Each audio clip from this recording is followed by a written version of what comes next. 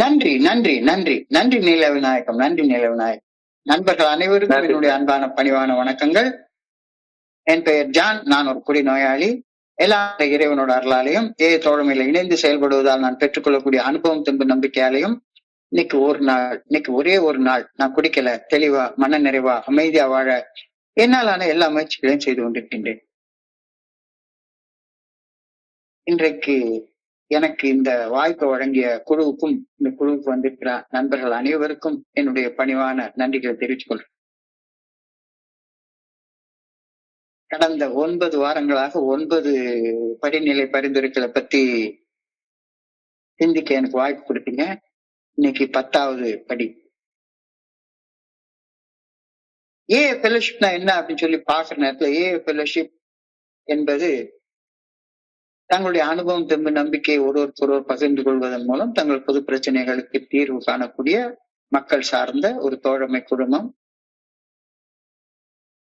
இந்த தோழமை குழுமம் தங்களுடைய பிரச்சனைக்கு தீர்வு காண கண்டுபிடிச்சிருக்கிற அந்த குணமடையும் பாதை, அதத்தான் 12 படிகள் அடங்கிய மீட்படையும் செயல் திட்டம் அப்படின்னு நாம சொல்றோம். Rarely have we seen a person fail who has thoroughly followed our path அப்படின்னு பெரிய புத்தகத்துல தெளிவாக பதிவு செய்யப்பட்டிருக்கிறது. எங்கள் வழியை முழுமையாக பின்பற்றியவர்கள் வாழ்க்கையில தோத்து போய் நிக்கவே மாட்டாங்க, தோல்வியை உணர மாட்டாங்க அப்படின்ற ஒரு மிக ஆழமான கருத்து பதிவு செய்யப்பட்டிருக்கிறது. அந்த செயல் திட்டத்துக்கு தான் ஒன்னொன்னா ஒவ்வொரு படியா பார்த்துட்டு வந்திருக்கோம். இன்னைக்கு நம்ம தெரிஞ்சிருக்கிற படி 10வது படி. இந்த 12 படிகள் அடங்கிய மீட்படையும் செயல் திட்டத்தை 3 பகுதிகளாக நாம பிரிச்சு பார்க்கலாம். முதல் பகுதி ப்ரிப்பரேட்டரி ஸ்டெப்ஸ், தயாரிப்பு வழிமுறைகள். தோழமை பரிந்துரைக்கும் அந்த செயல் திட்டத்தை நாம ஃபாலோ பண்றதுக்கு, வாழ்க்கையில கடைபிடிக்கிறதற்கு, வாழ்க்கையாக வாழ்வதற்கு நம்முடைய உள்ளத்தை பண்படுத்தக்கூடிய வழிமுறைகளை 1, 2, 3 அப்படி சொல்லி ப்ரிப்பரேட்டரி ஸ்டெப்ஸ்னு சொல்றாங்க. 2வது பகுதி ஆக்ஷன் ஸ்டெப்ஸ், செயல் வழிமுறைகள். மனதை தயாரித்ததுக்கு அப்புறமாக மனதில் காலம் காலமாக பாலமாக படிந்திருந்த அந்த அழுக்கு, மாசு, அசுத்தம், இது எல்லாத்தையும் சுத்தம் செய்து தூய்மைப்படுத்தக்கூடிய பணியை 4 முதல் 9 வரையிலான படிநிலைகள் கூடப்பட்டிருக்கிறது. அது செயல் வழிமுறைகள், ஆக்ஷன் ஸ்டெப்ஸ் அப்படின்னு சொல்லி நம்ம சொல்றோம். இது வரைக்கும் நம்ம ப்ரிப்பரேட்டரி ஸ்டெப்ஸையும் பார்த்துட்டோம், ஆக்ஷன் ஸ்டெப்ஸையும் பார்த்துட்டோம். 3வது பகுதி sustenance steps R maintenance steps, பாதுகாப்பு அல்லது பராமரிப்பு வழிமுறைகள் அப்படின்னு சொல்றாங்க. தூய்மைப்படுத்தும் பணியை செஞ்சு முடிச்சதுக்கு அப்புறமாக மனசை தொடர்ந்து தூய்மையோட வச்சிருக்கக்கூடிய பராமரிப்பு பணி அல்லது மனதை பாதுகாக்கக்கூடிய பணி 10, 11, 12 ஆகிய படிநிலை பரிந்துரைகள்ல சொல்லப்பட்டிருக்கிறது. முதல் படியில நாம் குடிநோயாளிகள், உடல் அளவுல நம்மால கட்டுப்படுத்தி குடிக்க முடியல, மனதளவுல உணர்வு தடுமாற்றங்களால உருவாகக்கூடிய குடிக்க வேண்டும் என்ற அதிதீவிர மனவெறியை கட்டுப்படுத்த முடியல. இத மனமாற ஒப்புக்கொள்கின்றோம், நான் ஒரு குடிநோயாளி அப்படின்னு ஒப்புக்கொள்கின்றோம். இது முதல் படி. 2வது, நம்மை விட வலிமை பொருந்திய ஒரு சக்தியின் இருத்தல் குறித்த உண்மையை ஐயமின்றி ஏற்றுக்கொள்வதால் மட்டுமே நாம் தெளிவு நிலைக்கு மீட்டு வரப்படுவோம் அப்படின்ற நம்பிக்கையை அடைகிறோம். இது 2வது படி. அந்த உயர்ந்த சக்தி நல்ல ஒழுங்கான வழிகாட்டுதலுக்கு பணிந்து செயல்பட உறுதியாக தீர்மானம் பண்றது 3வது படி. இது 3ம் ப்ரிப்பரேட்டரி ஸ்டெப்ஸ், தயாரிப்பு வழிமுறைகள். தயாரிப்பு நிறைவு நம்மை செயல் வழிமுறைகளுக்கு இட்டு செல்கின்றது. நம்மை விட உயர்ந்த சக்தியின் வழிகாட்டுதலுக்கு எதிராக நாம் கடந்த காலத்தில் செய்த தவறுகளின் உண்மையான தன்மையை இறை சாட்சியாக ஒரு மனுஷன் முன்னிலையில இறைவன் ஒப்புக்கொள்வது. இது முதல் செயல். இது 5வது படியில நாம செய்யறோம். 5வது படியில நாம செயல்படுவதற்கு முன்னால அந்த செயலை செய்யறதற்கு நம்ம ஆழமாக தயாரித்துக் கொள்வது 4வது படிநிலை பரிந்துரை. அச்சமின்றி ஆழமாக நம்முடைய ஒழுக்கங்கள் குறிச்ச ஒரு பட்டியலை தயார் பண்ணி பாக்குறோம். தயார் பண்ணி பார்த்ததுக்கு அப்புறம் தான் தவறுகளின் உண்மையான தன்மையை 5வது படியில ஒப்புக்கொள்றோம். செய்யக்கூடிய முதல் செயல் மூன்றாவது படியில் எடுத்த தீர்மானத்திற்கு எதிராக நம்முடைய கடந்த காலத்துல நாம் செய்த தவறுகளின் உண்மையான தன்மையை கடவுள் சாட்சியாக ஒரு மனுஷன் முன்னால கடவுள்கிட்ட ஒப்புக்கொள்றது. அதுக்கு அடுத்தது 7வது படியில ஒரு செயல் செய்யறோம். தவறான வாழ்க்கை வாழ்ந்ததால் விளைந்த குறைபாடுகள் நீக்கப்படும்படி இறைவனை பணிவோடு வேண்டுகின்றோம். அது 7வது படி. 7வது படியில செயல் செய்வதற்கு முன்னால நாம் தவறு செய்து வாழ்ந்ததற்கு அடிப்படை காரணமாக அமைந்த குணக்கோளாறுகளால் உந்தப்பட்டு செயல்படுவதை நிறுத்தும் தயார் நிலைய 6வது படி நிலையில வந்து அடைந்து விட்டு அதற்கு அப்புறமாக குணக்கோளாறுகளால் விரைந்த குறைபாடுகளை நீக்கும்படியாக இறைவனை 7வது படியில பணிவோடு வேண்டிக் கொண்டோம். 2 செயல்கள் நிறைவாயிடுச்சு. 3வது, யாரையுமே உலகத்துல யாரையுமே பாதிக்காத வகைகள்ல, யாரையுமே காயப்படுத்தாத வகைகள்ல நம்முடைய செயல்களை திருத்தி அமைத்துக் கொண்டோம். இது 9வது படி. 9வது படியில செயல் செய்வதற்கு முன்னால நம்முடைய கடந்த காலத்துல தவறான செயல்களால் பாதிக்கப்பட்ட அனைத்து மனிதர்களையும் பட்டியலிட்டு பார்த்து அவ்வாறு காயப்படுத்திய மனிதர்கள் அந்த காயப்படுத்திய தவறான செயல்களை திருத்திக் கொள்ளும் தயார் நிலைக்கு 8வது படியில வந்து எந்தெந்த செயல்களை திருத்திக் கொள்ளணும்ன்றதை தெரிஞ்சுக்கிட்டு 9வது படியில அந்த செயல்கள்ல நேரடி திருத்தங்கள் கொண்டு வரோம். யாரையுமே என்னையோ என்னை சுற்றி வாழக்கூடிய எந்த ஒரு மனிதனையும் சின்ன வகையில கூட காயப்படுத்தாத அளவுல நம்முடைய செயல்களை திருத்தி கொண்டோம். ஆக்ஷன் ஸ்டெப் முடிவடையுது. செயல் வழிமுறைகளில் செயல்பட்ட பின்னர் வாழ்க்கையில உருவாகக்கூடிய நல்ல விளைவுகளை தக்க வைத்து பராமரித்து மேம்படுத்திக் கொள்ள இப்ப நமக்கு 3 வழிமுறைகள் ஈர்மை கொடுக்கப்பட்டிருக்கு. இன்னைக்கு பார்க்கக்கூடியது 10வது படிமுறை. இது மெயின்டெனன்ஸ் ஸ்டெப்ஸ், சஸ்டெனன்ஸ் ஸ்டெப். நமக்கு அடைஞ்ச வாழ்க்கையை பாதுகாத்துக்கிறது, நம்ம அடைஞ்ச வாழ்க்கையை பராமரிச்சுக்கிறது. இது 10, 11, 12 ஆகிய 3 படிநிலைகள்ல கொடுக்கப்பட்டிருக்கிறது. முதல் 9 படிநிலை பரிந்துரைகள்ல நாம செயல்பட்டதால நமக்கு சில வாக்குறுதிகள் கிடைக்கும், சில நன்மைகள் நம்ம வாழ்க்கையில நடக்கும் அப்படின்னு 9வது படியில சில வாக்குறுதிகளை நம்ம கொடுத்துக்கிறாங்க. அந்த வாக்குறுதிகளை நாம இப்போ பார்த்துட்டு நம்ம 10வது படிநிலைக்குள்ள கடந்து போவோம். 9 படிநிலைகள்ல செயல்பட்டால் நமக்கு சில மிகைப்படுத்தப்பட்ட வாக்குறுதிகள் கிடைக்கும் அப்படின்னு சொல்லுது.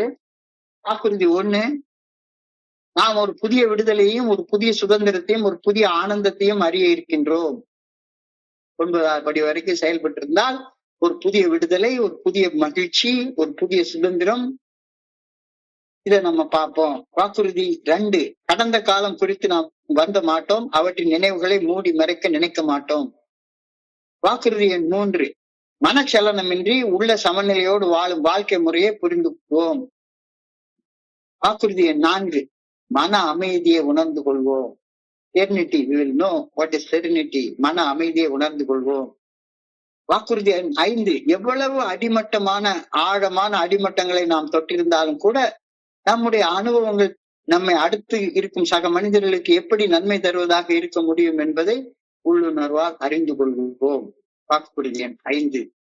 வாக்குறுதி எண் 6, நாம ஒண்ணுக்கும் பிரயோஜனம் இல்லாதவர்கள், நாம் பயனற்றவர்கள் என்ற கழிவிறக்க உணர்வு, செல்ஃப் பிட்டி நம்ம கிட்ட இருந்து போயிடும் அப்படின்னு வாக்குறுதி கொடுக்கப்பட்டிருக்கிறது. வாக்குறுதி எண் 7, தன்னல காரியங்களில் ஆர்வம் குறைந்து பிறர் நல காரியங்களில் ஆர்வம் அதிகரிக்கும். என்னை பத்தியே யோசிச்சுட்டே இருக்கிறது, இது போய் பிறர் நல காரியங்களில் ஆர்வம் அதிகம் உண்டா. இன்னைக்கு நாங்க நீல விநாயகம் குறிப்பிட்டது போல அந்த வெற்றிடம் போயிடும். வாக்குறுதி எண் 8, தன்னல நாட்டங்கள் மறைந்து போய்விடும். வாக்குறுதி எண் 9, வாழ்க்கை குறித்த நமது சுபாவமும் மனப்பான்மையும் என்டையர் அவுட்லுக் ஆஃப் லைஃப் அது மாறிடும். வாக்குறுதி எண் 10, மனிதர்கள் மற்றும் பொருளாதார பாதுகாப்பு குறித்த பயங்கள் நம்மை விட்டு அகன்று போயிருக்கும். பினான்சியல் இன்செக்யூரிட்டி அபவுட் பர்சனாலிட்டிஸ், இதெல்லாம் நம்ம விட்டு போயிருக்கும். வாக்குறுதி எண் 11, முன்பு நம்மை திகைக்க வைத்த சூழ்நிலைகளை எப்படி கையாள்வது என்பதை இப்பொழுது உள்ளுணர்வால் அறிந்து கொள்வோம். Intuitively we will know how to handle which situations which used to baffle us நம்ம திகைக்க வைத்த நிலைமைகள். ஒரு காலத்துல சின்னதா ஏதாச்சும் அசம்பாவிதம் நடந்துட்டா கூட திகைச்சு போய் நிற்போம். இப்ப அந்த சூழ்நிலைகளை எப்படி ஹேண்டில் பண்றது அப்படின்றத உள்ளுணர்வோடு அறிந்து கொள்வோம். வாக்குறுதி எண் 12, நமக்கு நாமே செய்து கொள்ள முடியாதவற்றை இறையருட் பேராற்றல் நமக்காக செய்கின்றது என்ற உண்மையை நாம திடீரென உணர்ந்து கொள்வோம். மேற்சொன்னவை நமக்கு மிகவும் ஆச்சரியமூட்டும் வாக்குறுதிகள். இதெல்லாம் நடக்குமா வாழ்க்கையில? அதுவும் சாதாரண குடிகாரனாக இருந்த, குடி நோயாளியாக இருந்த எனக்கு நடக்குமா அப்படின்னு நம்ம திகைச்சு போய் நின்னோம். ஆனால் 9 வழிமுறைகளை பின்பற்றி வாழ்ந்தால் இந்த வாக்குறுதிகள் நம்ம வாழ்க்கையில நிறைவேறும், கண்டிப்பாக நிறைவேறும் அப்படின்னு ஒரு அஷூரன்ஸ் கொடுக்கப்பட்டிருக்கிறது. இப்ப மனசை பண்படுத்தி தயாரித்து கொண்டோம். செயல் வழிமுறைகளில் செயல்பட்டு இந்த 9 படிநிலை பரிந்துரைகள் படி செயல்பட்டு மனசை தூய்மைப்படுத்தி கொண்டோம். 9 படிநிலை பரிந்துரைகளின்படி செயல்பட்டதால் தோழமை நமக்கு பரிந்துரைக்கக்கூடிய வாக்குறுதிகளும் கொஞ்சம் கொஞ்சமா நம்ம வாழ்க்கையில நிறைவேற ஆரம்பிக்குது. உண்மைதான். இப்ப இந்த வாக்குறுதிகளை தக்க வைத்து பராமரித்து பாதுகாத்து வச்சுக்க வேண்டிய நம்ம அவசியமாக இல்லை. ஒரு செயல் செஞ்சிட்டோம், அந்த செயல்னால சில நல்ல விளைவுகள் உண்டாயிருக்கு. அந்த நல்ல விளைவுகள் தொடர்ந்து நமக்கு தக்க வச்சுக்கணும்ல. அதை நம்ம பாதுகாத்து பொக்கிஷம் போல எவ்வளவு பெரிய வாக்குறுதிகள் கொடுத்துருக்காங்க, அந்த வாக்குறுதிகள் நிறைவேறவும் ஆரம்பிச்சிருக்குது. அதை இப்ப தக்க வச்சு பராமரிச்சு வாழ வேண்டிய அவசியம் நமக்கு வந்திருக்கு. உன்னை கட்டலைன்னா பராமரிப்பு அப்படின்ற கேள்வியே வராது. உன்னை கட்டலைன்னா பராமரிக்கிறதுன்ற கேள்வியே வராது. ஒரு வீட்டை கட்டினா தானே பராமரிப்பு மெயின்டெனன்ஸ்டே வரும். வீட்டையே கட்டல, நான் பாட்டுக்கு நாடோடியா சோறு கண்ட இடம் சொத்தோன்னு படுத்து தூங்கிட்டே உட்கார்ந்து இருந்தேன்னா பராமரிப்பு பண்ணியே எனக்கு தேவையில்லை. வீட்டை பராமரிக்கணும்ன்ற அவசியமே கிடையாது. ஆனா வீடுன்னு உன்னை கட்டிட்டேன் அப்படின்னு சொன்னா பராமரிப்புன்றதும் தேவை வந்துருது இல்ல. கண்டிப்பாக. இதுவரைக்கும் நான் பெருசா ஒண்ணுமே செய்யல வாழ்க்கையில. ஆனா இப்ப ஒரு வாழ்க்கையை கட்டி எழுப்ப ஆரம்பிச்சிருக்கிறேன். 1, 2, 3, 4, 5, 6, 7, 8, 9 படிநிலைகள்ல மெல்ல மெல்ல ஏறி ஒரு வாழ்க்கையை கட்டி அமைக்கிறேன். எனக்கு நல்ல நல்ல விஷயங்கள்லாம் நடக்க ஆரம்பிக்குது. கொஞ்சம் கொஞ்சமா நடக்க ஆரம்பிக்குது. இந்த நல்ல விஷயங்களை இப்ப பராமரிக்க வேண்டிய அவசியம் வேண்டியதில்ல. நந்தவனத்தில் ஆண்டி அவன் 4 மாதமாய் குயவனை வேண்டி கொண்டு வந்தான் ஒரு தோண்டி, அதை கூத்தாடி போட்டு தாண்டி அப்படி கூத்தாடி போட்டு உடைக்கிறதுக்காகவா கட்டி எழுப்புனேன்.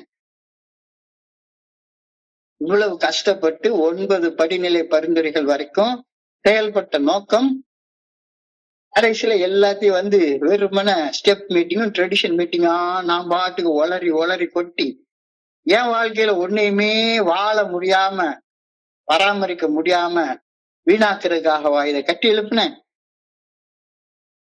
வீட்டை கட்டி எழுப்பலன்னா பராமரிக்க அப்படின்ற செயல் செய்ய தேவையே இருக்காது. ஆனா வீட்டை கட்டிய பின்னர் அதை பராமரிக்காவிட்டால் கட்டிய வீடு கட்டிய நோக்கம் நிறைவேறாது இல்லையா? ஒழங்காத வீடு விளங்காது அப்படின்னு சொல்லுவாங்க.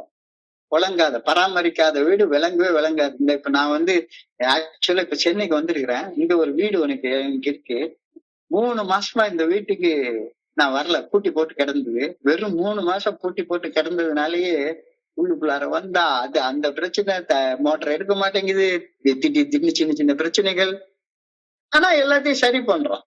சரி 3 மாசத்துக்கு ஒரு தடவை. இதே இது 10 வருஷம் நான் வரலன்னா என்ன ஆகும்?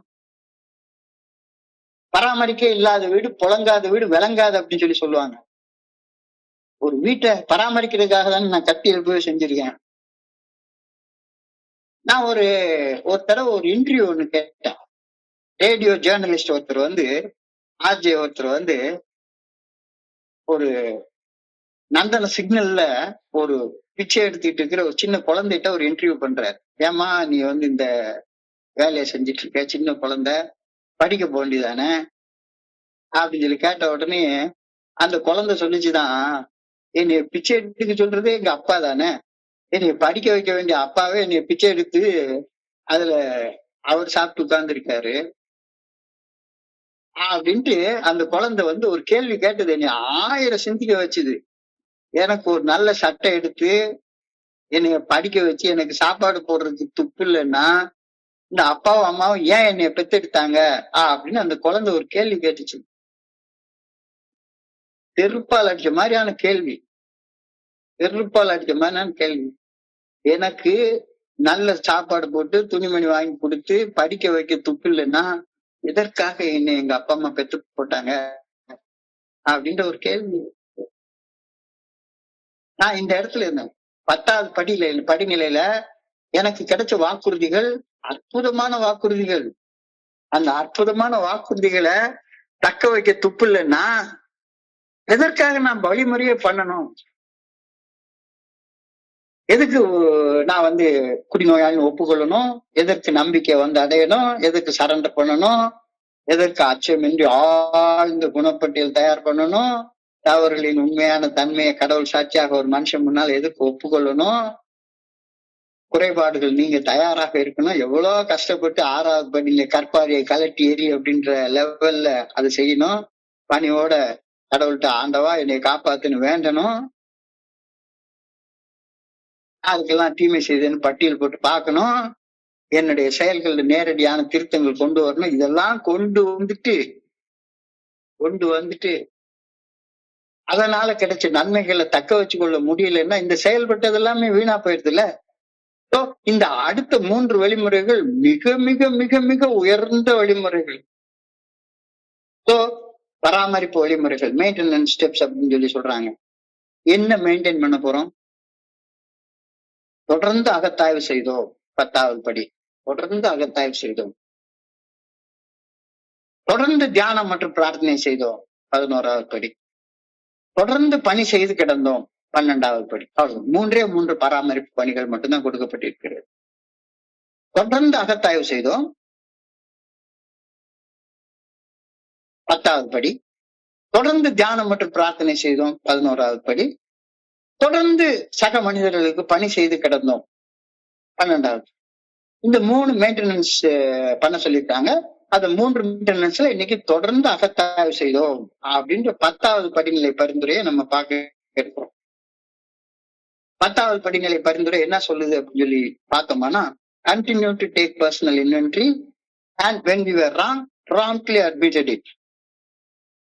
Continue to take personal inventory and when we were wrong, promptly admitted it. தொடர்ந்து அகத்தாய்வு செய்தோம்.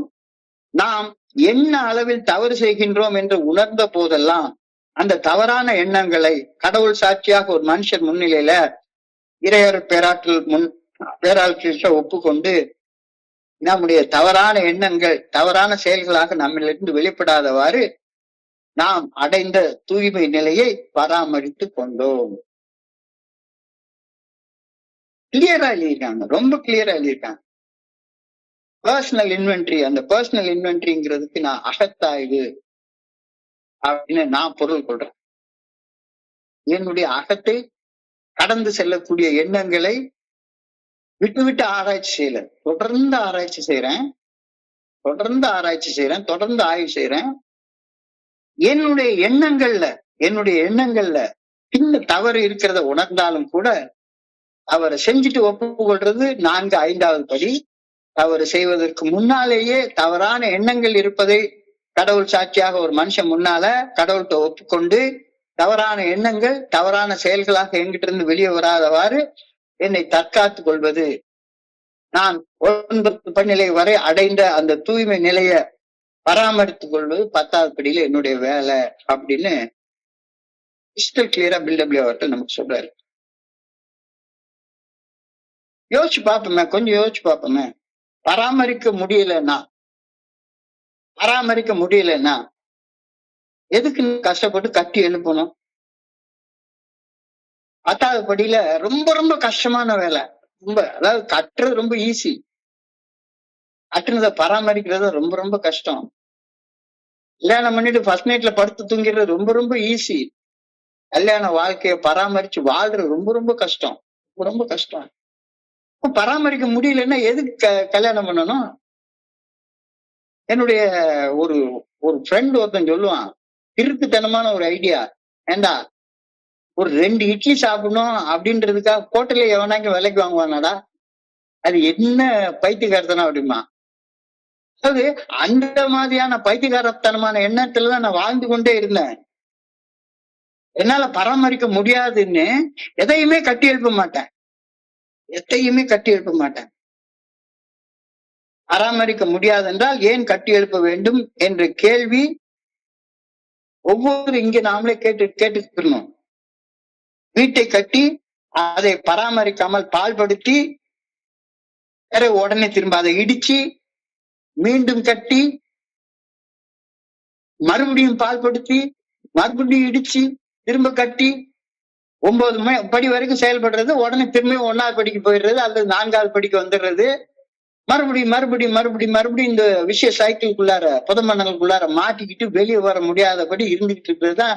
இதுதான் ரொம்ப காலம் வாழ்ந்துட்டே இருந்தேன். வீட்டை கட்டுறது, அதை பராமரிக்காம அப்படியே பால்படுத்தி விட்டுறது, ஊரா சுத்துறது, கோழிக்கறி சாப்பிடுறது, குடல் கறி சாப்பிடுறது, அப்படியே விட்டு ஐயோ வீடு பராமரிக்க முடியலையே, மறுபடியும் 4வது இன்வென்ட்ரி எடு, 5வது ஸ்டெப்ல ஒப்புக்கொள்ளு, 6வது ஸ்டெப், 7வது ஸ்டெப், 8வது ஸ்டெப் செயல் வழிமுறைகளிலே சிக்கி கொண்டு வெளியே வர முடியாத அளவுக்கு பராமரிப்பு போகவே இல்லை. வீட்டை கட்டி அதை பராமரிக்காமல் பால்படுத்தி உடனே இடிச்சு போட்டுறது, திரும்ப கட்டுறது, திரும்பவும் பராமரிக்காம விட்டுறது, பால்பட்டு போயிடும். புழங்காத வீடு விளங்காதுன்ற கதையா, புழங்காத வாழ்க்கையும் விளங்காது, வீணா போயிடும். திரும்ப கட்டி எழுப்பிட்டே உட்கார்ந்துருப்பேன்.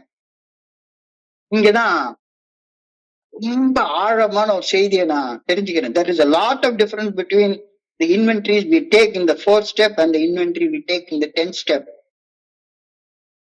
4வது படிநிலை பரிந்துரையில நாம எடுக்கக்கூடிய அந்த ஒழுக்கப்பட்டியலுக்கும் 8வது படிநிலையில நாம செய்யக்கூடிய அகத்தாய்வுக்கும் இடையில மிகப்பெரிய வேறுபாடு இருக்கு. மிகப்பெரிய வேறுபாடு இருக்கு. 2 ஒண்ணு இல்ல. அது வேற, இது வேற. படி எண் 4ல நாம கடந்த கால ஒழுக்கங்களை ஆழமாக சிந்தித்து அந்த நம்முடைய கடந்த கால ஒழுக்கத்துல, அதாவது கடந்த காலத்துல செய்து முடித்து விட்ட செயல்களின் பின்னணியில இருந்த கோளாறுகளை, குணக்கோளாறுகளையும் அதனால் விளைந்த குறைபாடுகளையும் பட்டியலிட்டு பார்த்தோம். செஞ்சு முடிச்சாச்சு,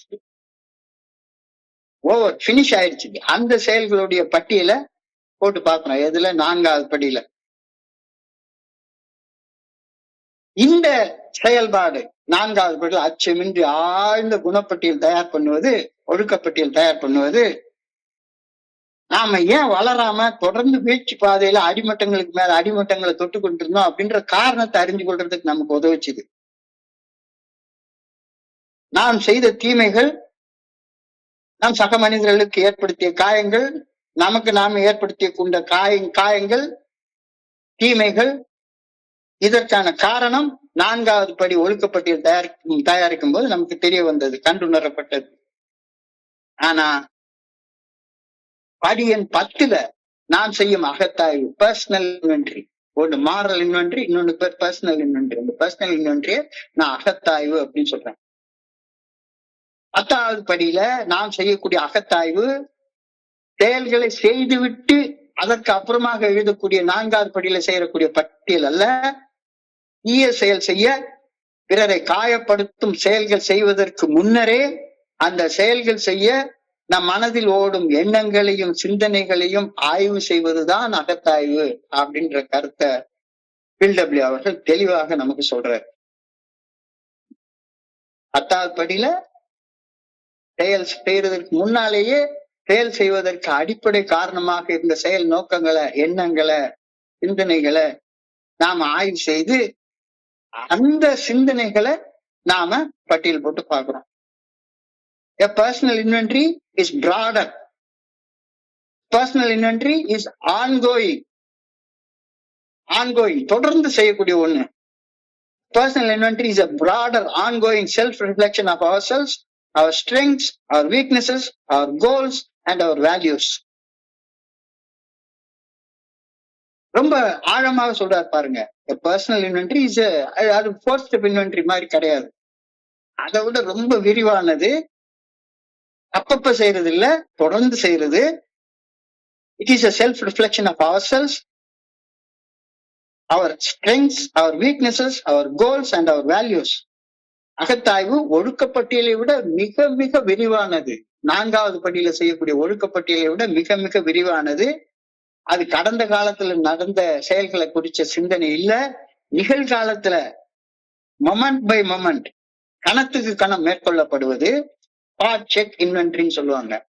அந்தந்த ஸ்பாட்ல ஸ்பாட் செக் இன்வென்ட்ரி அப்படின்னு சொல்லுவாங்க. அந்தந்த இடத்த நம்முடைய மனசுல ஓடக்கூடிய எண்ணங்களை பிரதிபலிக்க சுய ஆய்வு, அகத்தாய்வு செய்கின்றோம். என்ன நம்மளுக்குள்ளார ஓடிட்டு இருக்குது அப்படின்றத தெரிஞ்சுக்கிறதுக்காக அந்த அகத்தாய்வு செய்யறோம்.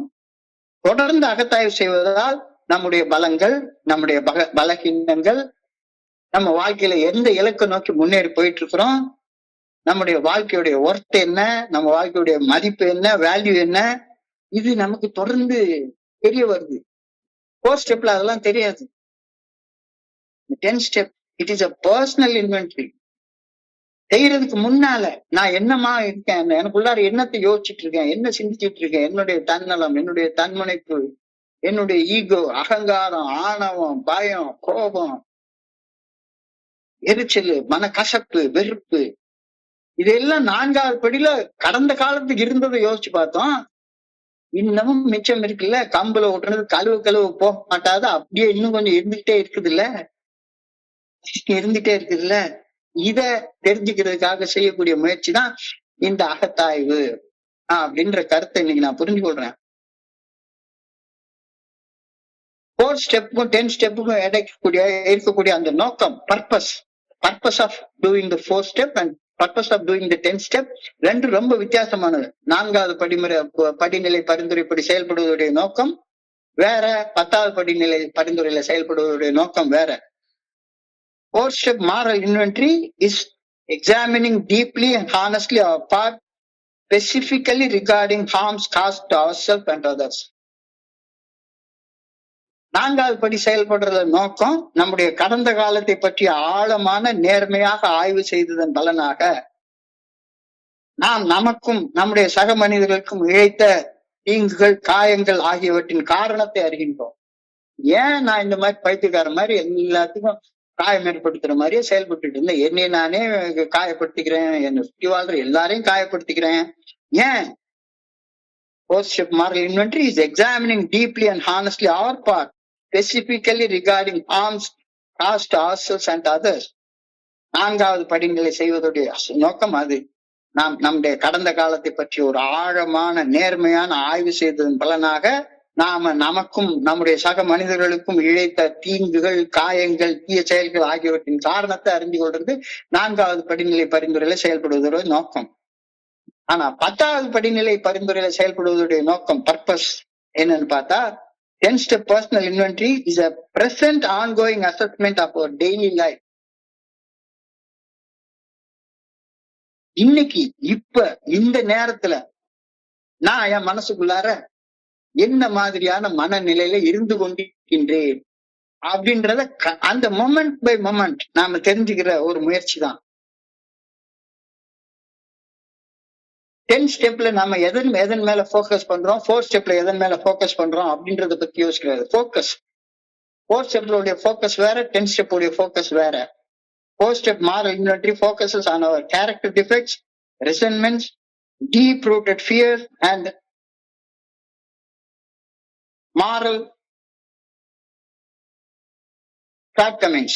இத பத்தி 4th stepல நாம ஆழமாக யோசிச்சு பார்க்கிறோம். 4வது படியில் நாம் தயாரிக்கும் ஒழுக்கப்பட்டியலில் நாம் நம்முடைய குணக்கோளாறுகள், நம்முடைய மனசுல பாலமாக படிந்து போயிருந்த வெறுக்கள், மனக்கசப்புகள், கோபம்,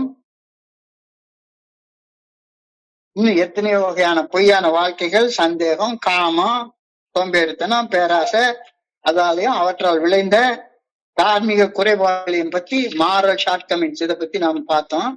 ஆனா 10வது படியில நம்ம போக்கஸ்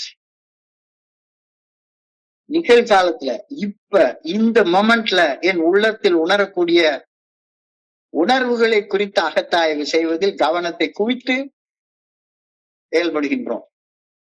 ரெண்டுக்கு இடையில பெரிய வித்தியாசம் இருக்கு. ரெண்டுக்கு இடையில செய்யற முறைகள்லயும் வித்தியாசம் இருக்கு. போஸ்ட் இன்வென்டரி எடுக்கக்கூடிய ப்ராசஸ் வேற, 10 ஸ்டெப் எடுக்கக்கூடிய ப்ராசஸ் வேற.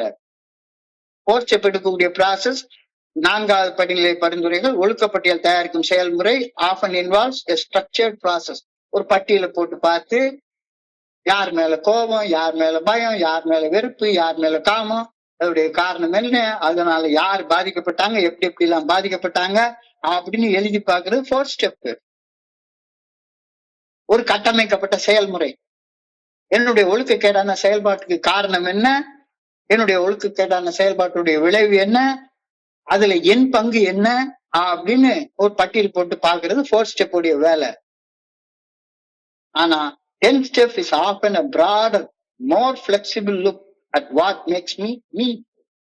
என்ன எது இன்னைக்கு இருக்கிற நிலைமையில கொண்டாந்து வச்சிருக்கு. 4வது படியை செஞ்சுட்டேன், 5வது படியை செஞ்சுட்டேன், 6, 7, 8, 9 படியும் செஞ்சுட்டேன். செஞ்சதுக்கு அப்புறமாகவும் நான் இப்ப எப்படி இருக்கேன்? நானும் டெய்லி கச்சேரிக்கு போயிட்டு வந்துட்டே இருக்கேன், டெய்லி மீட்டிங் போயிட்டு வந்துட்டே இருக்கேன், குடிக்காம இருந்து இத்தனை வருஷம் ஆகி போச்சு. இன்னமும் நான் எப்படி இருக்கேன்? இன்னமும் எனக்கு 4th step 5th step செய்ய வேண்டிய அவசியம் வந்துட்டே இருக்கா? 10th step is a broader, more flexible look at what makes me me. நான் இன்றைக்கு இருக்கும் நிலைக்கு எந்த வகையான எண்ணங்கள், சிந்தனைகள் காரணமாக இருக்கின்றன என்பதை நிகழ்காலத்துல அறியக்கூடிய முயற்சி. இதனை கட்டமைச்சு எல்லாம் செய்ய முடியாது. இதுக்கு ஒரு இன்வென்டரி போட்டு ஒரு சார்ட் போட்டு அப்படிலாம் செய்ய முடியாது. 10th ஸ்டெப் ஸ்பாட் செக் அப்பப்ப நீ 8 வரைக்கும் செஞ்சு 9வது படியில ஏறி நின்னாதான் வாக்குறுதிகள் ஓரளவுக்கு நிறைவேறினதுக்கு அப்புறம் தான் நீ இந்த 10வது படியில ஏற முடியும். இந்த 12 படிகளுக்கும் ஈக்குவல் ரைஸ், ஈக்குவல் ட்ரெட் கிடையாது. 1, 2, 3, 4, 5 ரொம்ப ஈஸியா செஞ்சு முடிச்சுட்டு ஏறிடலாம். 5ல இருந்து 6வது படி ஏறுறதுக்கு பிரம்ம பிரயத்தனம் பண்ணணும். அது அவ்வளவு உயரம். 6வது படியில ஓரளவுக்கு பண்ணி எங்களுடைய குறைபாடுகள் இறைவனால் நீக்கப்படுவதற்கு தயாராக ஆனதுக்கு அப்புறமாக 7, 8, 9, 10, 9 ஓரளவுக்கு செஞ்சிடலாம். அதுக்கப்புறம் அதை விட ஒரு பிரம்ம பிரயத்தனமான படி 10வது படி. பெரிய இதுக்கு ஸ்ட்ரக்சர்டா எதுவும் எல்லாம் சொல்ல முடியாது. ஆனா 4th step it involves structured process. ஒரு ஸ்பான்சர்ட்ட உட்கார்ந்து கடந்த காலத்துல ஸ்பெசிபிக்கா நாம என்ன செஞ்சோம், யார் மேல கோவப்பட்டோம், யார் மேல பயப்பட்டோம், யார் மேல பொறாமப்பட்டோம், யார் மேல காம வசப்பட்டோம், அதனால நான் எப்படி பாதிக்கப்பட்டேன், அதுல என் பங்கு என்ன அப்படின்றத தெளிவாக தெரிஞ்சுக்கிறது. But 10th step is a very very broad, more flexible look at what makes me me. என்ன எது இன்னைக்கு இருக்கிற நிலைமைக்கு உருவாக்கி இருக்கு, உன்னைய பத்தி இப்ப இந்த மொமெண்ட்ல இப்ப யோசிச்சு பாரு. நான் இன்று இருக்கும் நிலைக்கு இப்ப நான் என்ன வகையான எண்ணங்கள் சிந்திச்சுட்டு இருக்கிறேன், என்னுடைய சிந்தனைகளின் தரம் என்னவாக இருக்கிறது, என்னுடைய சிந்தனைகளுக்கு பின்னணிகள் இன்னமும் தன்னெல்லாம் தன்முனைப்பு இருந்துகிட்டே இருக்குதா, இல்ல இன்னமும் எனக்கு எங்க போனாலும் மையமான இடம் வேணும்னு எதிர்பார்த்துட்டே உட்கார்ந்துருக்கேனா, செல்ஃபிஷ்னஸ் அண்ட் செல்ஃப் சென்டர்ட்னஸ் இன்னமும் என்கிட்ட இருக்கா, எல்லாத்தையும் பத்தி எழுதி பார்த்தோம். இதெல்லாம் எங்க கொண்டாந்து வச்சிருக்குது? வீட்டை கட்டி எழுப்புனதுக்கு அப்புறமா இடிக்கிறதுக்காகவா, அதை புழங்காம பால் படுத்தி போட்டுறதுக்காகவா? இல்லையே. இதனை ஒரு கட்டமைக்கப்பட்ட முறையில் 10வது படிநிலை பரிந்துரைய ஒரு கட்டமைக்கப்பட்ட முறையில் செய்யாமல் மிகவும் பறந்து விரிந்த ஒரு மனநிலையோடு செய்கின்றோம். அப்போ நம்மளுடைய மைண்ட் பிகம்ஸ் சோ பிராட். இந்த இடத்துல ரொம்ப பிராட் ஆயிடுது. அதனாலதான் இந்த வழிமுறையில ஏறுறதே கஷ்டம், ரொம்ப கஷ்டம். ஆனா வாக்குறுதிகள் நிறைவேறினதுக்கு அப்புறமாக அந்த வாக்குறுதிகளை நிறைவேற்றுறதுக்கு உண்மையிலே மெயின்டெனன்ஸ்ன்றதுங்க ரொம்ப கஷ்டம். நான் கவர்மெண்ட்ல ரொம்ப வருஷம் சர்வீஸ் பண்ணிருக்கேன். ஒரு கட்டடத்தை கட்டுறது, ஒரு டேம கட்டுறது பெரிய வேலை கிடையாது. ஒரு ப்ராஜெக்ட் ஒர்க்க போட்டு கட்டிடலாம், ஈஸியா கட்டிடலாம். ஆனா அந்த கட்டடத்தை பராமரிக்கிறதுக்கு படுற பாடு இருக்கு பாருங்க. எந்த கவர்மெண்ட் ஆபீஸுக்கு போனாலும், ஒரு கவர்மெண்ட் ஆஸ்பத்திரிக்குள்ள டாய்லெட் உள்ளார போனீங்கன்னா நாத்தம் தாங்க முடியாது. ஏன்? பராமரிப்புடைய முக்கியத்துவம் தெரியல. மொமெண்ட் பை மொமெண்ட், அந்தந்த நாள் டெய்லி டெய்லி அழகா என்னுடைய குருஜி சொல்லுவாரு, இன்னைக்கு நான் பல வருஷங்கள் குளிக்கல, பல வருஷங்கள் குளிக்கல, 4வது 5வது வழிமுறையில தரவா ஒரு போட்டு இருக்கிற அழுக்கு கிழுக்கு எல்லாத்தையும் எடுத்து ஷாம்பு போட்டு 1 தடவை 2 தடவை 3 தடவை 4 தடவை போட்டு பயங்கரமா குளிச்சுட்டேன். ஓரளவுக்கு சுத்தமா ஃபீல் பண்றேன். அதனால எனக்கு வாழ்நாள் முழுக்க எனக்கு குளிக்க தேவையில்லைன்னு பழைய நிலைமைக்கே போயிடுறதா என்ன? வாழ்நாள் முழுக்க நம்ம குளிக்க தேவையே கிடையாது. ஒரு தடவை குளிச்சாச்சு, 4வது 5வது வழிமுறையில பண்ணிட்டேன். இன்னைக்கு நான் டாய்லெட் போயிட்டேன் அப்படின்னா நாளைக்கு டாய்லெட் போக வேண்டிய அவசியம் இருக்காதா என்ன? அழுக்கு சேர்ந்துகிட்டே இருக்கும், பராமரிப்பு பணி நடந்துகிட்டே இருக்கணும். So 10 step is a broader, more flexible look at what makes me me. நான் இன்றிருக்கும் நிலைக்கு எந்த வகையான எண்ணங்கள், எந்த வகையான சிந்தனைகள் காரணமாக இருக்கின்றன என்பதை நிகழ்காலத்தில் அறியக்கூடிய முயற்சி இந்த 10வது படி. இதனை ஒரு கட்டமைக்கப்பட்ட முறையில் செய்யாமல் நான் மிகவும் பறந்து விரிந்த என்னுடைய மனசை அவ்வளவு பிராடா வச்சுக்கணும். எந்த ஒரு சின்ன சுயநலம் கூட எங்க இருக்கக்கூடாது, தன்னலம் இருக்கக்கூடாது, தன்மனைப்பு இருக்கக்கூடாது. அது வந்துகிட்டே தான் இருக்கும், வந்துகிட்டே தான் இருக்கும். என்ன நீ குழி, நான் இன்னைக்கு ஒரு நாளைக்கு ஃபுல்லா சாப்பிட்டுட்டேன், இன்னும் வாழ்நாள் முழுக்க சாப்பிடவே மாட்டேன்னு சொல்ல முடியுமா? என்ன ஒரு நாள் அடிப்படையில தான் வாழ்க்கை, ஒரு நாள் அடிப்படையில தான் வாழ்க்கை. என் ஸ்டெப், அதுவும் எப்படி ஒரு நாள் அடிப்படையில ஒவ்வொரு மொமெண்ட்டும் லீவே எடுக்க முடியாது. அப்ப எந்த கான்டெக்ட்ல நம்ம 4th ஸ்டெப் செய்யறோம், எந்த கான்டெக்ட்ல நம்ம 5th ஸ்டெப் செய்யறோம், அப்படி 10 ஸ்டெப் செய்யறோம்ன்றதையும் யோசிச்சு பார்க்க வேண்டியிருக்கு. 4th ஸ்டெப் செய்யறது typically use to fix my self accountable for my short Cummins. என்னுடைய குறைபாடுகளுக்கு, என்னுடைய குணக்கோளாறுகளுக்கு நான் மட்டும்தான் பொறுப்பு அப்படின்றது எனக்குள்ளார உறுதியாக உணர வேண்டிய சூழ்நிலையில 4வது படி பரிந்துரையை நாம செய்யறோம். Typically use to fix my self accountable responsible for my short coming. அதுக்காக நாங்க வேற யாருமே பொறுப்பு கிடையாது. தீதும் நன்றும் பிறர் தர வரவே வராது, என்னுடைய தீமைக்கு என்னுடைய நன்மைக்கு நான் தான் பொறுப்பு அப்படின்ற என்னுடைய பொறுப்புணர்வை பிக்ஸ் பண்றதுக்காக செய்யக்கூடிய பணி அந்த கான்டெக்ட்ல நம்ம 4வது படிநிலை பரிந்துரையை செயல்படுறோம். ஆனா 10 ஸ்டெப் இன்வென்ட்ரி அதுக்கு இல்ல. 10 step personal inventory, 10 step is used for personal development, self consciousness and daily sustenance and maintenance. 10வது படியில் நான் செய்யக்கூடிய அகத்தாய்வு, என்னுடைய தனிப்பட்ட வளர்ச்சி, நான் தனிப்பட்ட முறையில தன்னுணர்வு பெறுதல் மற்றும் என்னுடைய தினசரி பராமரிப்பிற்காக செய்யப்படுறது. இது நாள் வரைக்கும் நான் வேற ஒரு வகையா வாழ்ந்துட்டு இருந்துட்டேன்.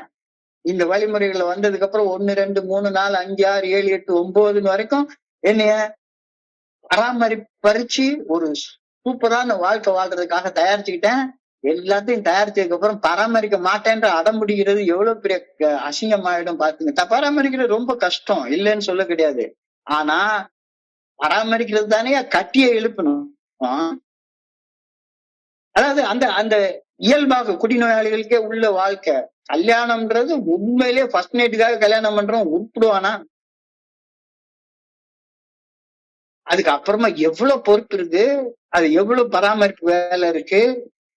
இங்க நானும் கச்சேரிக்கு வந்தேன், தேங்காய் முடி கச்சேரி வாங்குற மாதிரி நானும் ஸ்டெப் செஞ்சுட்டேன், அவ்வளவுதான் முடிஞ்சு போச்சு. ஒவ்வொரு நாளும் செய்யணும்ப்பா. நான் அதனால திரும்ப திரும்ப திரும்ப திரும்ப என்னுடைய இதுல சொல்றது, நான் இன்னைக்கு ஒரு நாள் குடிக்கல, இன்னைக்கு ஒரே ஒரு நாள் குடிக்கல. It is living life 1 day at a time. 10 step 1 day at a time. ஒரு நாள் இன்னைக்கு ஒரு நாள் வரல, ஒரு மொமெண்ட், இந்த மொமெண்ட் ஒரு தடவை எடுத்து விடுற மூச்சு, அந்த மூச்சுல உயிர் இருக்கு. ஒரு தடவை மூச்சு விட்டுட்டு அடுத்த திரும்ப மூச்சு விட வேண்டாமா? ஒவ்வொரு மூச்சும் புனிதமாக இருக்கணும், ஒவ்வொரு மூச்சும் தூய்மையானதாக இருக்கணும். அப்போ என் உடம்பு ஆரோக்கியமாக இருந்தா தான் மூச்சு தூய்மையாக இருக்கும். என்னுடைய உடம்பையும் மனசையும் ஆரோக்கியமாக வைத்துக் கொள்வதை தொடர்ந்து பராமரிக்க வேண்டிய பணி அது எனக்கு இருக்கு. அந்த கான்டெக்ட்ல செய்யறோம். ஏன் எனக்குள்ளார குறைபாடுகள் வந்தது அப்படின்ற கான்டெக்ட்ல 4th ஸ்டெப் 5th ஸ்டெப் செய்யறோம். 10 ஸ்டெப் எந்த இலக்கு நோக்கி நான் மேல ஏற முடியும்? 10 step personal inventory is used for personal development, self consciousness and daily maintenance. 10 ஸ்டெப்ல 10வது படியில நான் செய்யக்கூடிய அகத்தாய்வு என்னுடைய தனிப்பட்ட வளர்ச்சி, தன்னுணர்வு பெறுவதை நோக்கி முன்னேறுவது, அதாவது கடவுள் தான் எனக்குள்ளார இருக்கிறார் அப்படின்ற ஆன்மீக விழிப்புணர்வை நோக்கி முன்னேறுவது. இதை செய்யணும் அப்படின்னா தொடர்ந்து தொடர்ந்து தொடர்ந்து நீ அகத்தாய்வு செய்யணும் அப்படின்ற கருத்து இங்க தெளிவாக சொல்லப்பட்டிருக்கிறது. 4வது படியில செய்து முடித்து விட்ட செயல்களில் என் பங்கில் உள்ள தவறுகளின் உண்மையான தன்மையை உணர்ந்து பார்க்க சொன்ன போது, அதே பழக்கத்தை நிகழ்காலத்துல இப்ப உன்னுடைய உள்ளத்துக்குள்ளார என்னென்ன அழுக்கு இருக்கு அப்படின்றத தெரிஞ்சுக்கிறதுக்காக செய்யறது. அதாவது highly improved version of the 4 step is the 10 step. அது கடந்த காலத்துல நடந்து முடிஞ்சு போச்சு. முடிஞ்சு போன குப்பையை கலர்ற வேலை. இன்னும் குப்பை சேரல, குற்ற உணர்ச்சி உருவாகல. குற்ற உணர்ச்சி உருவாகிறதுக்கு முன்னாலேயே குற்ற உணர்ச்சி உருவாகாம தடை பண்ணக்கூடிய வேலையை 10வது படியில செய்யறோம். குற்ற உணர்ச்சி உருவானதுக்கு அப்புறமாக, செஞ்சதுக்கு அப்புறமாக அதை போஸ்ட்மார்ட்டம் பண்ணி நோண்டி பார்த்து நாத்தம் முடிச்ச வேலையில பண்ணி இந்த வேலையை பண்ணியாச்சு முடிச்சாச்சு. மெல்ல மெல்ல மெல்ல மெல்ல ஏறி 10வது படி நிலைக்கு வந்துட்டோம். மறுபடியும் போஸ்ட்மார்ட்டம் பண்ற வேலையவா நம்ம பண்ணிட்டு உட்கார்ந்துருக்கோம்? இல்ல. குற்றம் செய்தாதானே குற்ற உணர்ச்சி உண்டாகும். குற்றம் செய்யறதுக்கு முன்னாலேயே குற்றம் செய்யறதை தவிர்த்துட்டோம்னா குற்ற உணர்ச்சி உருவாகிறதையும் தவிர்த்துக்கலாம் தானே. இதைத்தான் பில்டபிள்யூ 10வது படியில சொல்றாரு. 4வது படியில் செய்து முடித்து விட்ட செயல்களில் என் பங்கில் உள்ள தவறுகளின் உண்மையான தன்மையை உணர பழக்கிக் கொள்ளும் போது, அந்த பழக்கம் நிகழ்காலத்துல 10வது படியில என் எண்ணங்களை ஆய்வு செய்து அகத்தாய்வாக பரிணமித்து தவறான எண்ணங்கள் தவறான செயல்களாக எங்கிட்ட இருந்து வெளிப்படாதவாறு என்னைய காப்பாற்றிக் கொள்ற வேலை. தவறான எண்ணங்கள் தவறான சிந்தனைகளை ஆய்வு செய்து என்னை அறியாம தப்பு செஞ்சு விட்டு, தப்பு செஞ்சுட்டேன்னா உடனே மேல இருந்து நான் கீழே இறங்கிடுறேன். 4வது 5வது படிக்க இறங்கிடுறேன். தப்பு செய்யறது தவிர்க்கிறப்ப நான் பிரார்த்தனை தியானம் செய்ய உயர்நிலைக்கு மேல ஏறுறேன்.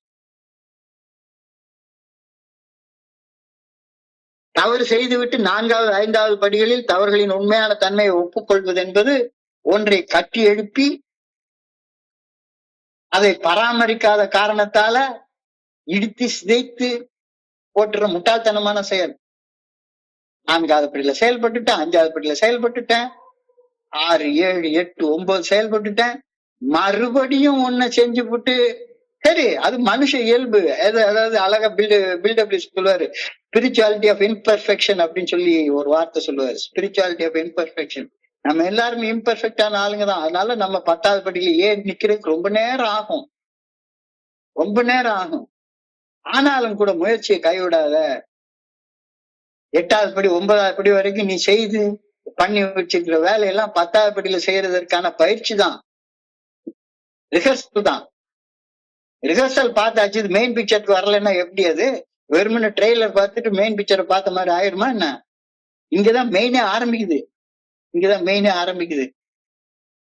சுருக்கமாக சொன்னால், தவறான எண்ணங்கள் சிந்தனைகளை ஆய்வு செய்து பார்க்காம நான் தெரியாம செஞ்சுட்டேன், தினசரி ராத்திரி ரூமை பூட்டிக்கிட்டேன், உள்ள போனேன் உட்கார்ந்து செல்போன் எடுத்து நோண்டினேன், அனுபவிச்சுக்கிட்டேன்,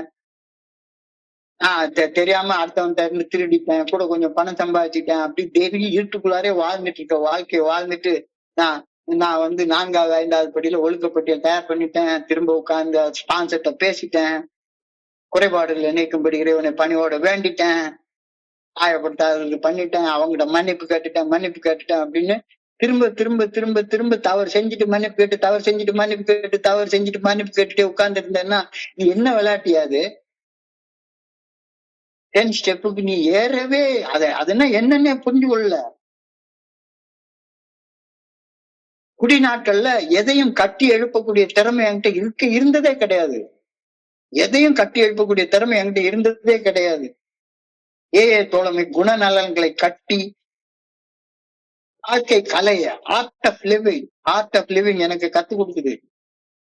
எப்படி வாழணும் அப்படின்ற வாழ்க்கை. Life is not a science, life is an art. Life is an art. வாழும் கலை, it's an art of living. தோழமை குணநலன்களை கட்டி எழுப்பும் வாழ்க்கை கலையை 1 முதல் 9 படிநிலைகளில் கூறப்பட்டுள்ள பரிந்துரைகளை பின்பற்றியின் பலனாக எனக்கு கொடுக்குது. Yes, I understand how to live. Art of living என்னன்று எனக்கு தெரியுது, அதை பெற்றுக்கொள்கிறேன். கட்டி எழுப்பிய ஒன்றை பராமரிக்காவிட்டால் எதுக்கியா கட்டுன? எதுக்கு கட்டுற? எதுக்கு கட்டி எழுப்ப வேண்டிய வேலை? எஸ், மறுபடியும் விழுறேன். ஆனாலும் கூட என்னைக்காச்சும் ஒரு நாள் நான் மேல ஏறிடுவேன் அப்படின்ற நம்பிக்கை. பராமரிப்பு 10வது படி அகத்தாய்வில் ஆரம்பிக்கின்றது. 11வது படியில் பிரார்த்தனை தியானத்தில் அது தொடர்கின்றது. 12வது படியில பணி செய்து கிடப்பதுவில் பராமரிப்பு பணி நிறைவு பெறுகின்றது. இந்த 3ஐயும் செய்யறதுக்கு இல்லாம நாம 9 படியில செயல்பட்ட நோக்கமே நிறைவேறாது. அதனாலதான் நீங்க பாத்தீங்கன்னா 9 படியும் almost on the past. 10th 11th and 12th are in the present. இப்ப இந்த நேரத்துல இப்ப நல்லாவே புரிய ஆரம்பிச்சிருச்சு. ரொம்ப நல்லா புரிய ஆரம்பிச்சிருச்சு. முதல் 9 வழிமுறைகளை வாழ்க்கையாக வாழ்ந்ததன் பலனாக தோழமை வழங்கும் வாக்குறுதிகள் வாழ்க்கையில் நிறைவேறுவதை பார்த்துட்டேன், உணர்ந்துட்டேன். அந்த வாக்குறுதிகளின் பலன்களை தொடர்ந்து தக்க வைத்துக் கொண்டு நான் வளர்க்க விரும்பினால் வாக்குறுதிகள் கொஞ்சம் கொஞ்சமா நிறைவேறிச்சுது. அழகா பெருசா படிச்சோம், எக்ஸ்டென்சிவா படிச்சோம். அந்த வாக்குறுதிகளை கடந்து போனதற்காக வருந்த மாட்டோம், அதை மூடி மறைக்க நினைக்க மாட்டோம். அமைதி நிம்மதினா நமக்கு என்னன்னு புரியும். முன்பு திகைக்க வைத்த நிலைமைகளை எப்படி கையாள்வது என்று உணர்ந்து கொண்டோம். நம்முடைய கடந்த கால அனுபவங்கள் கிடைத்து நன்மை தருவதாக இருக்க முடியும்ன்றதை புரிஞ்சுக்கிட்டோம். எல்லாம் பண்ணிட்டோம். வாக்குறுதிகள் கொஞ்சம் கொஞ்சமா நிறைவேறிச்சு. நமக்கு நாமே செய்து கொள்ள முடியாத விஷயங்கள் கடவுளுடைய பேராற்றலால் நம் வாழ்க்கைகளை நிறைவேறுவதை உணர்ந்து கொண்டோம். வாக்குறுதிகள் நிறைவேற ஆரம்பிக்கின்றன. அந்த வாக்குறுதிகளின் பலன்களை தொடர்ந்து மெயின்டைன் பண்ணணும் அப்படின்னா தொடர்ந்து பராமரித்து செயல்படுவது தடுக்க முடியாது.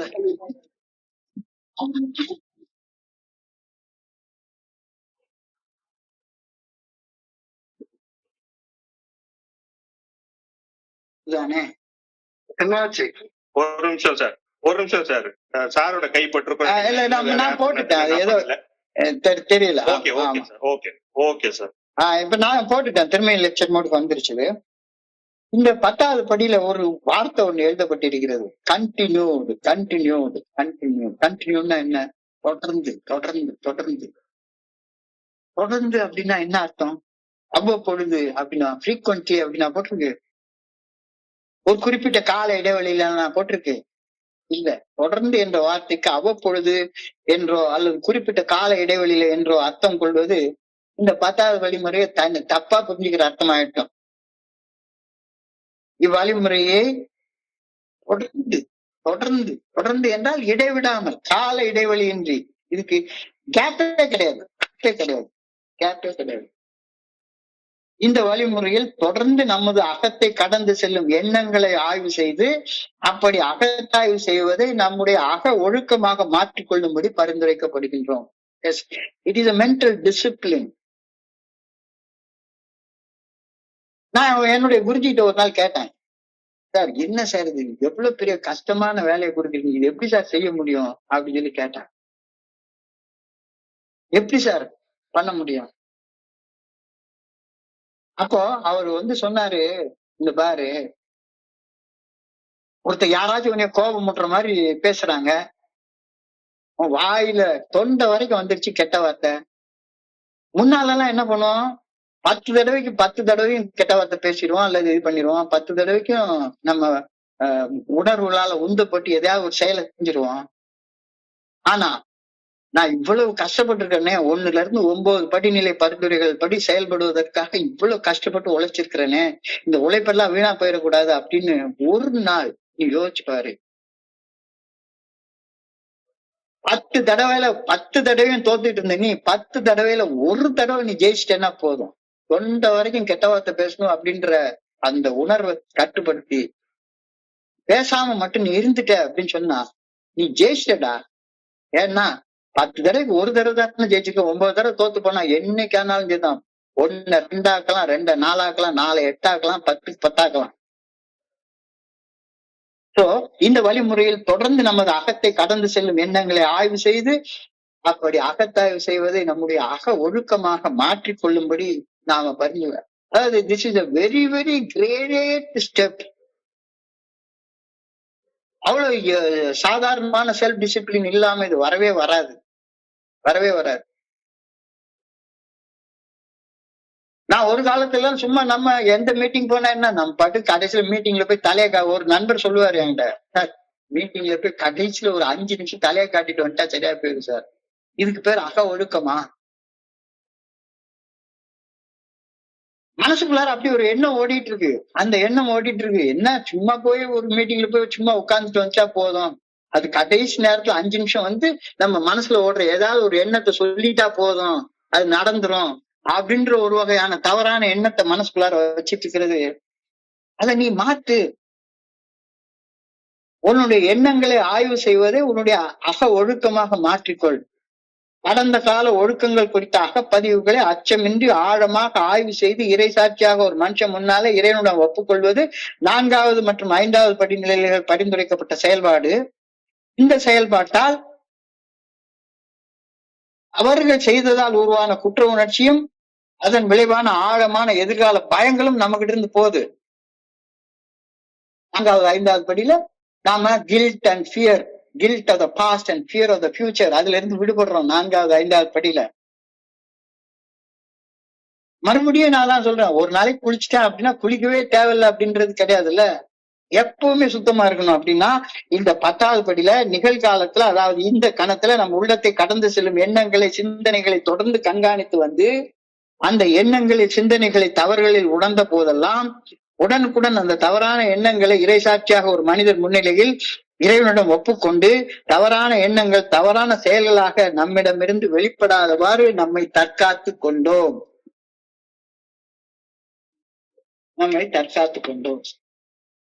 ரொம்ப முக்கியமான ஒரு பரிந்துரை இந்த இடத்துல சொல்றாங்க. மறுபடியும் நான் இங்க கொஞ்சம் ஆழமா சொல்றேன். Moment by moment spot check inventory. அந்தந்த இடத்துல நம்ம உள்ளத்தை கடந்து செல்லும் எண்ணங்களை சிந்தனைகளை தொடர்ந்து கண்காணித்து அந்த கண்காணிப்பதை நம்முடைய அக ஒழுக்கமாக மாற்றிக்கொண்டு சிந்தனைகளில் தவறுகளை உணர்ந்த போதெல்லாம், அதாவது செஞ்ச தவற இது பண்ணா குற்ற உணர்ச்சி போகுது. குற்றம் செய்யறதுக்கு முன்னாலேயே குற்றம் செய்யறது தவிர்த்துட்டோம் அப்படின்னு சொன்னா குற்ற உணர்ச்சியை உருவாகாம பாத்துக்கிறோம்ல. அப்ப தவறான எண்ணங்களை இறை சாட்சியாக ஒரு மனுஷன் முன்னால ஒப்பு கொண்டுட்டேன்னா உனக்கு எல்லாம் சரியாகி போயிடும் அப்படின்னு. அதான் நம்மளுடைய அழகா நம்மளுடைய அந்த காலத்து இதுல போட்டிருப்பாங்க, பர்த்டே டோக்கன்ல, think before you drink. The time to call your sponsor is before, not after. குடிப்பதற்கு முன்னால யோசி. உதவி கேட்க வேண்டிய நேரம் குடிக்கிறதுக்கு முன்னால, குடிச்சதுக்கு அப்புறமாக அல்ல. தவறு செய்வதற்கு முன்னால யோசி. உதவி கேட்க வேண்டிய நேரம் தவறு செய்வதற்கு முன்னால, தவறு செஞ்சுட்டு இல்ல. குடிக்கிறதுக்கு முன்னால யோசின்றது மாதிரி பொண்டாட்டி அடிக்கிறதுக்கு முன்னால யோசி. அடிச்சுட்டு யோசிச்சு மறுபடியும் நீ 4வது 5வது படிக்கு கீழே இறங்கிடுவ. அடிக்கிறதுக்கு முன்னால யோசிச்சு அடிக்கிறது செய்யறது தவிர்த்துட்டேன்னா நீ 11வது படிக்கு ஏறிடுவ. இதுதான் டிஃபரன்ஸ். எவ்வளவு பெரிய கருத்தை சொல்றாருன்றது இப்பதான் என்னால புரிந்து கொள்ள முடியுது. 8வது படியில் நிகழ்காலத்தில், அதாவது இக்கணத்தில் நிகழும் இந்த மொமெண்ட்ல நம்முடைய உள்ளத்தை கடந்து செல்லும் எண்ணங்களை சிந்தனைகளை தொடர்ந்து கண்காணித்து அந்த எண்ணங்களில் சிந்தனைகளை தவறுகளை உணர்ந்த போதெல்லாம் உடனுக்குடன் அந்த தவறான எண்ணங்களை இறை சாட்சியாக ஒரு மனுஷன் முன்னால கடவுள்கிட்ட ஒப்புக்கொள்ளும் போது தவறான எண்ணங்கள் தவறான செயல்களாக மாறாதவாறு நம்மை தற்காத்து கொண்டோம். குற்றம் செய்வதிலிருந்து நம்மை காத்து கொண்டால் குற்ற உணர்வே உருவாகாதவாறு நம்ம மனநிலையை பராமரித்துக் கொள்கிறோம் அல்லவா? என்கிட்ட நான் யார் என்கிட்ட இது வந்தாலும் நான் வந்து எல்லார்கிட்டயும் ஒரு சின்ன கேள்வி கேட்பேன். இந்த பாருப்பா, குடிச்சா எந்த பிரச்சனையும் தீராது தானே, என்கிட்ட ஒரே ஒரு சின்ன வாக்குறுதி மட்டும் கொடு. குடிக்கிறதுக்கு முன்னால எனக்கு இப்படி ஒரு பிரச்சனை இருக்கு, இந்த பிரச்சனை குடிச்சாதான் தீரும் அப்படின்னு என்கிட்ட நிரூபிச்சு காட்டு. நான் உனக்கு ஃபுல் பாட்டில் வாங்கி தர்றேன். ஃபுல் பாட்டில் வாங்கி தர்றது மட்டும் இல்ல, 29 வருஷம் சோபரேட்டி வீணா போனா பரவாயில்லன்னு உன் கூட உட்கார்ந்து நானும் குடிக்கிறேன். ஆனா என்கிட்ட சொல்லாம குடிக்க கூடாது. உடனே சத்தியம்லாம் சக்கரை பொங்கல் மாதிரி உடனே பண்ணி கொடுத்துருவாரு. 2 மாசம் கழிச்சு ஒரு நாளைக்கு ஒரு போன் வரும். எத்தனை மணிக்கு? ராத்திரி 12:30 மணிக்கு ஒரு போன் வரும். Sorry for disturbing you sir பாரு. எதுக்கியா டிஸ்டர்ப் பண்ற? அதான் டிஸ்டர்ப் பண்ணிட்டே சொல்லு அப்படின்னு. சார் நான் தெரியாம குடிச்சிட்டேன் சார். இப்ப எங்க இருக்க? பார்ல உட்கார்ந்து இருக்கேன். இப்ப என்ன பண்ண சொல்ற? அதான் நான் உன்கிட்ட சொன்னேன்ல, நான் குடிக்கிற ஒரு சந்தர்ப்பத்தையும் இழந்துட்டேனையா. நீ இவ்வளவு பெரிய பிரச்சனை எனக்கு தீரும்னு சொல்லி இருந்தேன்னா உனக்கு நான் ஃபுல் பாட்டில் வாங்கி தரேன்னு சொல்லியிருந்தேன்ல. எனக்கு ஏன் ஸ்பான்சர் ஒரு ஃபுல் பாட்டில் வாங்கி தர சொல்லியிருக்காரு. நம்ம 3 பேரும் சேர்ந்து குடிச்சா எவ்வளவு சூப்பரா இருந்திருக்கும் அப்படின்னு சொல்லி கேட்பேன். உடனே அவர் பதில் சொல்லுவாரு, சார் உங்ககிட்ட போன் பண்ணதுக்கு அப்புறம் எப்படி சார் குடிக்க முடியும்? உங்ககிட்ட போன் பண்ணதுக்கு அப்புறமா எப்படி சார் குடிக்க முடியும்? எனக்கு குடிக்கணும்ன்ற எண்ணம் எனக்குள்ளார இருக்குது அப்படின்றத கடவுள் சாட்சியா ஒரு மனுஷன் முன்னால சொன்னதுக்கு அப்புறமா இப்படியா தப்பு செய்ய முடியும்? ஒரு விலை மாதிட்ட போறதுக்கு முன்னால என்கிட்ட நீ சொல்லிட்டேன்னா விலை மாதிட்டு நீ போக மாட்ட. செல்போன் ஆன் பண்ணி போன் பிக்சர் பாக்குறதுக்கு முன்னால என்கிட்ட போன் பண்ணி சொன்னா நீ பார்க்க மாட்ட. பார்த்துட்டு ஏன்னு சொன்னா நீ 4th 5th ஸ்டெப் செய்யற. பாக்குறதுக்கு முன்னாலே சொல்லிட்டு அந்த செயல் செய்யறதை தவிர்த்தேன்னா நீ தொடர்ந்து அகத்தாய் செய்யற. தவறு செய்த போதெல்லாம், தவறான எண்ணங்கள் வந்த போதெல்லாம், தவறான எண்ணங்களை தவறான செயல்களாக மாறாதவாறு என்னை நான் தற்காத்து கொண்டேன். குற்றம் செய்வதிலிருந்து நம்மை தற்காத்து கொண்டால் குற்ற உணர்ச்சியை உருவாகாதவாறு தற்காத்துக் கொள்கிறோம் அல்லவா? சோ இந்த படியில ஏஏ தோழமை நமக்கு ஒரு ஆன்மீக விதியை கற்றுக் கொடுக்கிறது. என்ன விதி? ஒவ்வொரு முறை நாம் தவறு செய்ய தூண்டப்படும் போது அதற்கான புற காரணங்கள் எதுவாக இருந்தாலும் கூட அவை பொய்யான காரணங்கள் மட்டும்தான்.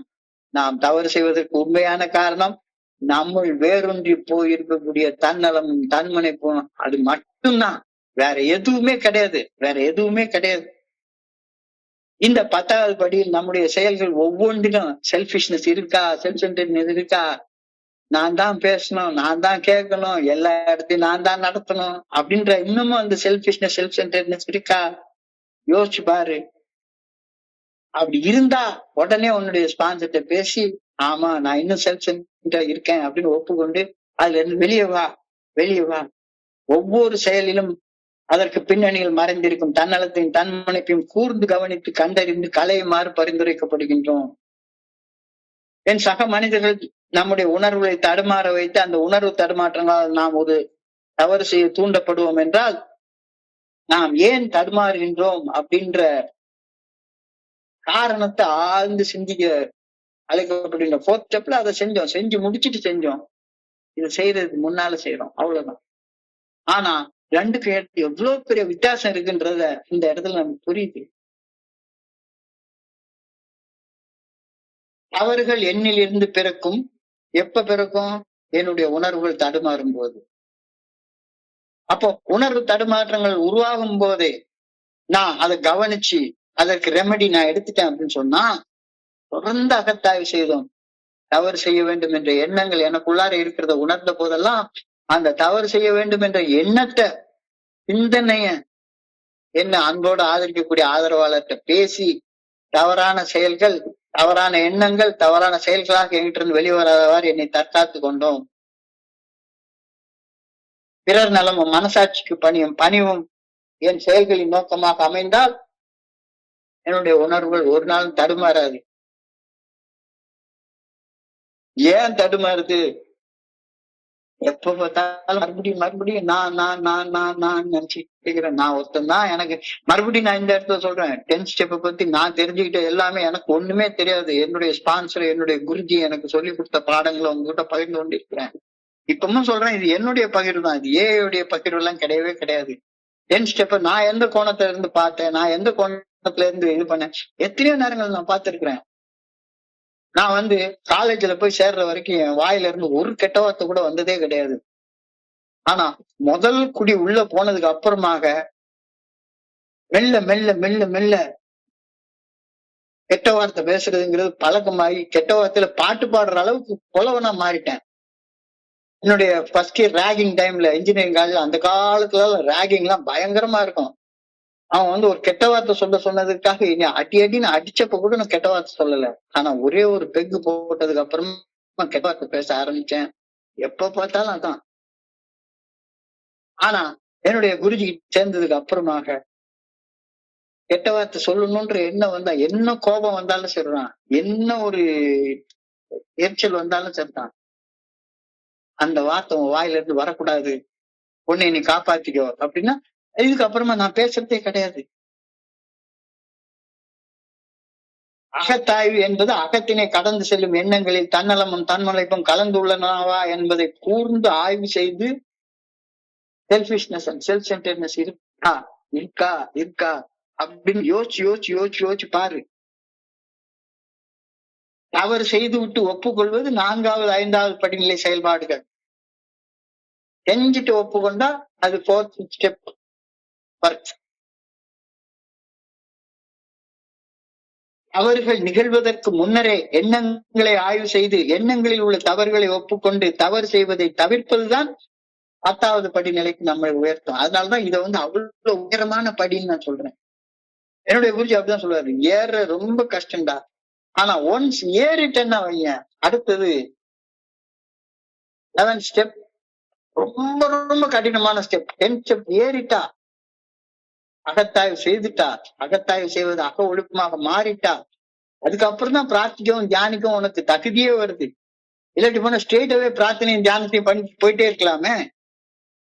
என்னுடைய குருஜி கேட்பாரு, இவ்வாறு குளிக்காம கோயிலுக்கு போலாமாடா, குளிக்காம கோயிலுக்கு போலாமா, போகக்கூடாதுல்ல.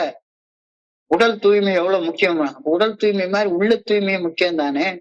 அந்த உள்ள தூய்மைய 10வது படிநிலை பரிந்துரை வரைக்கும் பண்ணிட்டு அதுக்கு அப்புறம்தான் பிரார்த்தனை பண்ணக்கூடிய தகுதியே உனக்கு வருது, தியானம் பண்ணக்கூடிய தகுதியே வருது. கடவுளை போய் கடவுளுடைய சன்னதியில உட்கார்ந்து பிரார்த்திக்கும் தியானிக்கும் உனக்கு உள்ள தகுதி உனக்குள்ளார உள்ள உடல் சுத்தம் மட்டும் இல்ல, உள்ள சுத்தமும் கூட தான்.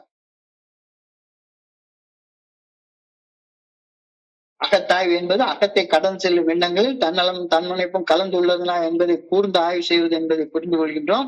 அவர் செய்துவிட்டு ஒப்புக்கொள்வது 4வது 5வது படிநிலை. அவர் செய்வதை தவிர்ப்பது 10வது படிநிலை பரிந்துரை. பரமபத விளையாட்டுல பாம்பு விளையாடினா என்ன இருக்கும், பரமபத விளையாட்டுல பாம்பு கடிச்சுட்டா மறுபடியும் தொடர்ந்து நடத்திக்க கீழே இறங்கி வந்துருவோம்.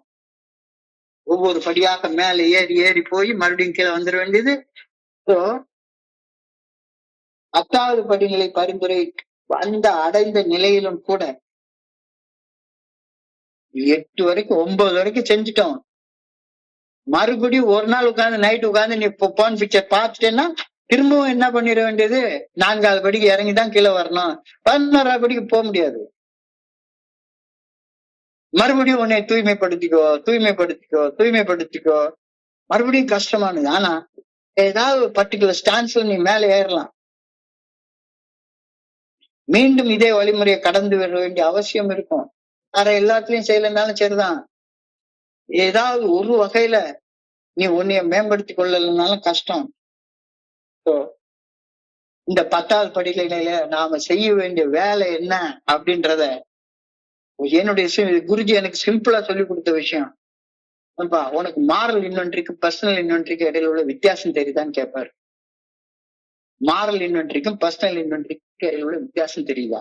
4வது படியில நான் தயாரித்த கடந்த கால ஒழுக்கப்பட்டியலுக்கும் 10வது படியில நான் செய்யக்கூடிய நிகழ்கால அகத்தாய்வுக்கும் இடையில் உள்ள மிகப்பெரிய வேறுபாடு உனக்கு புரியுதா? கொஞ்ச நேரம் யோசிச்சு பாரு, கொஞ்ச நேரம் ஆழமாக யோசிச்சு பாரு. கொஞ்ச நேரம் இப்ப எல்லாருமே கண்ணை மூடி சமீப காலத்துல தவறு செய்ய வேண்டும் என்ற எண்ணத்தை அகத்தாய்வுல கண்டு உணர்ந்து தவறு செய்வதை தவிர்த்த தருணங்கள் உனக்கு இருக்கா? யோசிச்சு பாரு. நான் 10வது படி பஞ்சிட்டு இருக்கேன்னு அர்த்தம். ஒவ்வொரு படிக்கும் ஒரு பிரார்த்தனை இருக்கு. அந்த பிரார்த்தனையை சொல்லி இன்னைக்கு நிறைவு செய்து கொள்வோம். 10வது படி பிரார்த்தனை. அன்பான இறைவா, தொடர்ந்து இந்த வழிமுறைகளில் செயல்படுவதில் நிலைத்திருக்கும் சக்தியை எனக்கு அளித்தருள பணிவுடன் வேண்டுகின்றேன். தவறான சிந்தனைகள் என்னை கடந்து செல்வதை தொடர்ந்து கண்காணித்து வருவதால் தவறான செயல்கள் செய்வதில் இருந்து என்னை காத்துக் கொள்ளும் மனப்பக்குவத்தை எனக்கு அளித்தருளும்படி பணிவுடன் வேண்டிக் கொள்கின்றேன். இப்படி என் அகத்தை ஆய்வு செய்யும் பணியை முழு விருப்பத்துடன் செய்து அகத்தாய்வு செய்வதை என்னுடைய அக ஒழுக்கமாக மாற்றிக்கொள்ள எனக்கு அருள் செய்யுமாறு ஆண்டவா உண்மை பணியோடு வேண்டிக் கொள்கின்றேன். இந்த படி ரொம்ப ஒரு அற்புதமான ஒரு சிந்தனையை எனக்குள்ளார உருவாக்கி இந்த படிநிலை பரிந்துரையை பற்றி சிந்திக்கிறப்ப என் மனதை கடல் சக்தி சிந்தனைகளை உங்களோட பகிர்ந்து கொள்ள இந்த நல்ல வாய்ப்பை உருவாக்கி கொடுத்த இந்த குழுக்கு என்னுடைய மிக பணிவான நன்றிகளை தெரிவித்துக் கொள்றேன். இதுவரைக்கும் பொறுமையாக கேட்ட ஒவ்வொரு நண்பரும் எனக்கு ஒரு மிகப்பெரிய ஒரு வாய்ப்பு கொடுத்திருக்கீங்க. இந்த வாய்ப்பெல்லாம் சாதாரணமா எனக்கு கிடைக்கக்கூடிய வாய்ப்பு கிடையாது. இந்த வாய்ப்பு கொடுத்த ஒவ்வொரு நண்பரையும் தலை வணங்கி பணியோட உங்க எல்லாருக்கும் நன்றி சொல்லிக்கிறேன். இந்த இரவு பொழுது நண்பர்கள் அனைவருக்கும் இனிய இரவாக அமையணும்னு இறைவனை பணியோடு வேண்டிக் கொள்கின்றேன். குழுவுக்கு என்னுடைய பணிவான நன்றிகள். நன்றி நன்றி நன்றி நன்றி நன்றி நன்றி. வாழ்க வையம், வாழ்க வளமுடன். Thank you so much.